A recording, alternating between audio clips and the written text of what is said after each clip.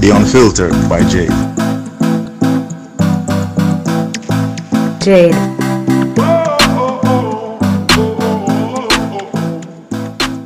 Welcome to The Unfiltered by Jade, where we get out of the box and dive into topics that are sidelined. I look forward to entertain, educate, and inspire. Feel free to like, share, subscribe, donate, and make everybody know about this.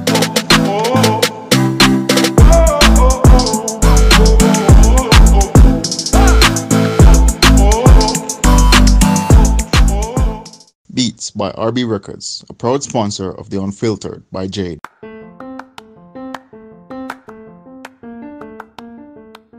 Shopping Assistance Jamaica takes the stress away. Our services include online and local shopping in Jamaica for individuals and businesses, personal shopping, purchasing of company and office supplies, importing and exporting small packages across Jamaica and worldwide, helping you to find unique gifts and items for all events and occasions. Contact us at 876-919-5195. Shopping Assistance 2015 at gmail.com. Follow Shopping Assistance on Instagram at Shopping Assist JA, at Twitter at Shopping Assist 5, and Facebook at The Shopping Assistance. Shopping Assistance, your style, your budget.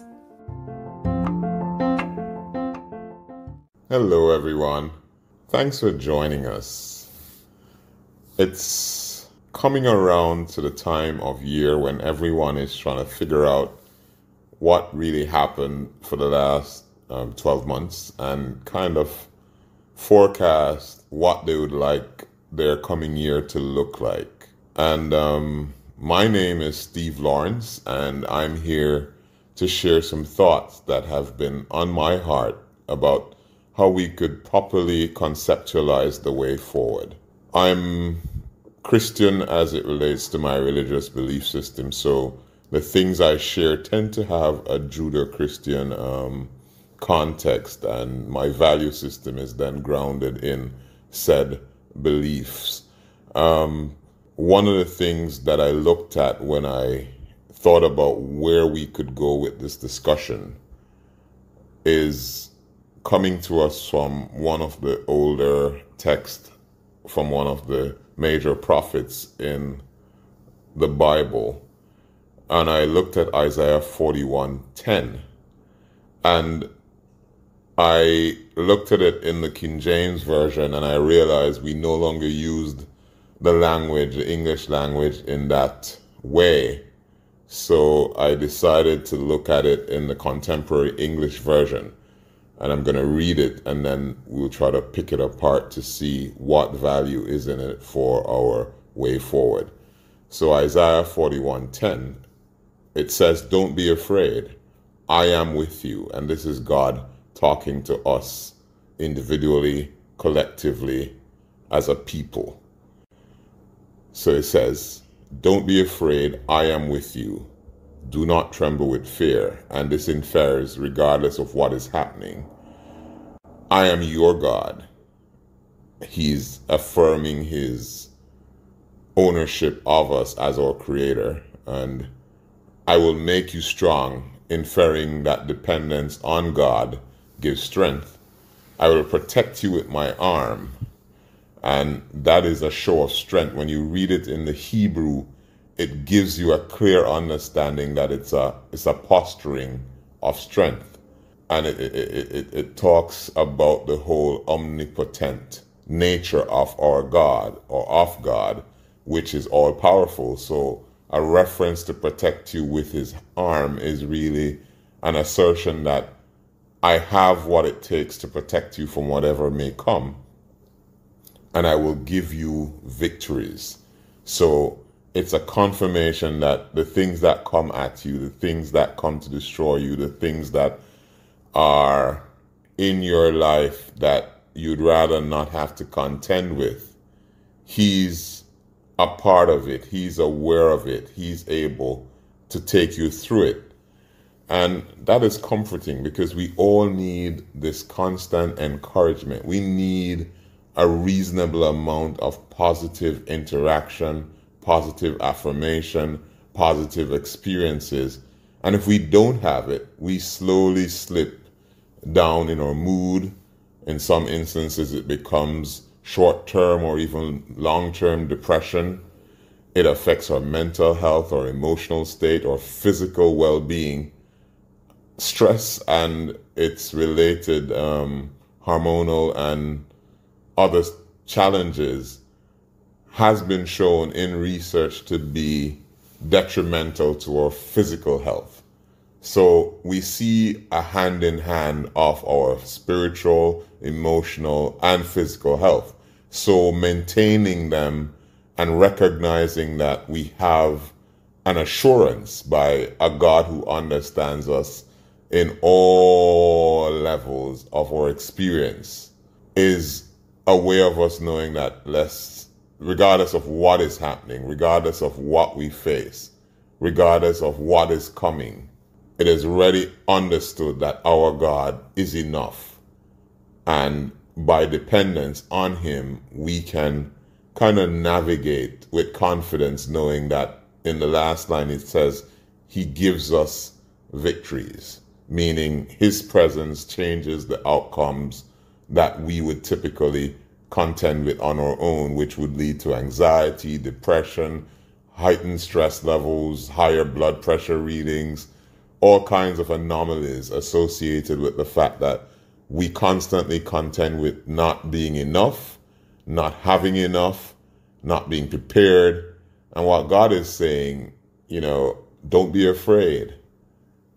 The same God that walked into Genesis 1 verse 1, facing this complete darkness and nothingness, and spoke, and things began to happen. And by the time you get to Genesis 2, you have a complete universe and world and ecosystems and animals and plants and humans in a remarkable, well-engineered system.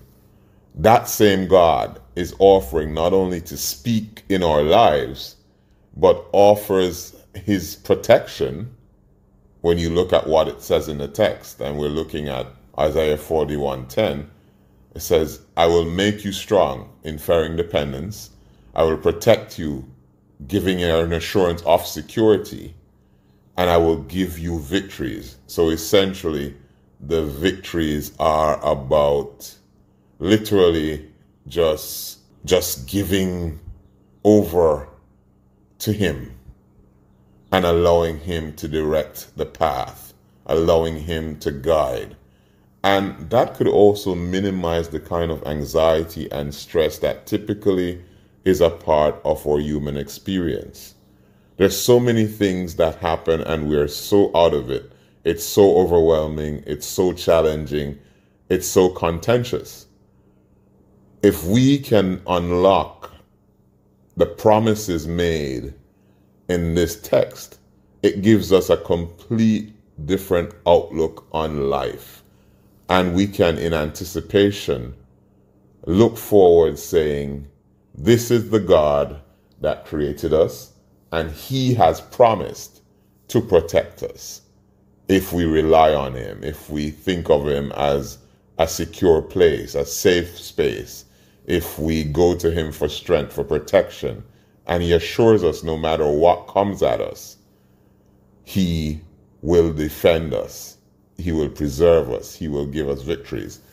Now, it's not to say that it's a fantasy and life is going to become a fantasy, and we have to clarify that. It means that even if sickness is a part of our reality, death is a part of our reality, we can be assured that there's also plans related to how to handle all that. And I'll give you an understanding from the same biblical teachings. If you look at, for example, a case of a Lazarus, and many people know the story of Lazarus, he was dead and he was called back to life by Jesus. Now, when you think about it, a God who walked into nothingness and spoke in Genesis 1, verse 1 and 2 and onwards in Genesis, would not be challenged by walking into the darkness in our lives or the darkness of a grave that Lazarus was buried in and speaking life. What we have seen around us tries to reinforce a finality of death and decay and failing, as if that's the only outcome and it ends there.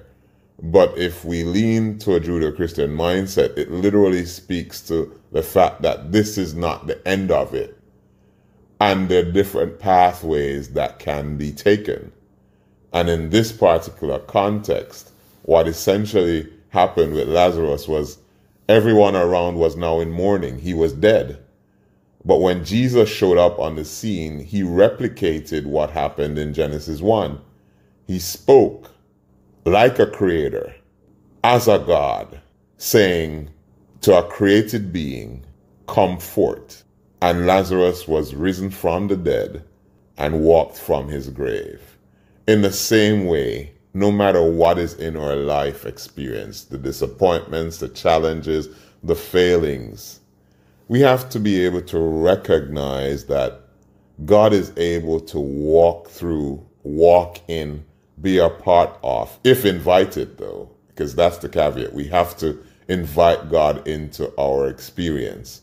He's able to make dead things walk again. He's able to fix things, well, if it is his purpose and if it is best for us, because sometimes the things that we think are necessary sometimes will be to our detriment or a distraction.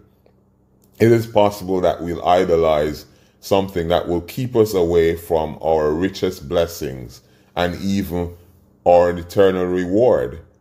And if those things are removed, we shouldn't question the wisdom of a God who knows everything. If he removes it, we have to rest assured that he knows that it would be problematic, that it would be a challenge, that it would be a struggle, that it would be a failing, that it would lead to decay, that it would lead to destruction, that it would cause problems. And we have to be able to trust that from a God who knows everything. So I want us to take a mindset of positive expectation. I want us to focus on reliance in God and on God. I want us to recognize what is captured in Isaiah 41:10 is not only an assurance, it's a call for us not to be anxious, a call for us not to be depressed, a call for us not to be afraid. It says, don't be afraid. I am with you. It says we're never alone. It says, do not tremble with fear, meaning you're fearful when you aren't able to match what is coming against you. But the line before that addresses it, it says, I am with you. I am your protector. I am your God. I'm omniscient. I'm omnipresent. And I am omnipotent. So I'm all-knowing. I'm all-present. He's always there. And he's all-powerful. Don't be afraid. I am with you. I am your God. I will make you strong. I will protect you with my arm, and I will give you victories over whatever it is you're facing. So as you embark on 2022, let us expectantly embrace what comes, regardless of if it's positive or negative, recognizing that God knows, God has good plans for us, and he's inviting us into a relationship of dependence, of reliance on him, and that gives us hope. Thank you for being a part of this with us. Thank you for being expectant, being positive, being hopeful, and hoping together that we claim victories over that which we face, and also that we'll have the promises that have been given of us having good outcomes and having victory. So have a victorious 2022. Have a victorious end to 2021. Have a victory over all that has come against you, and just know that God is able. He's all powerful, and he wants to give you victories over that which you face. Have an amazing one, and thank you again for joining us. Bam bam bide. Bam bam bide. Badu bidi. Bam bam bide.